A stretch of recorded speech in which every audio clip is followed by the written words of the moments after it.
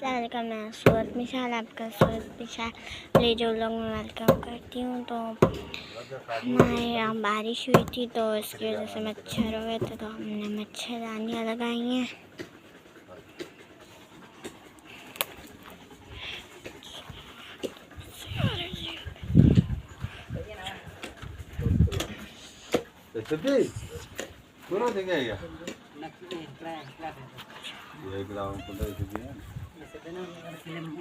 किला यहाँ पे आ रहे थे कुछ और तो अपना काम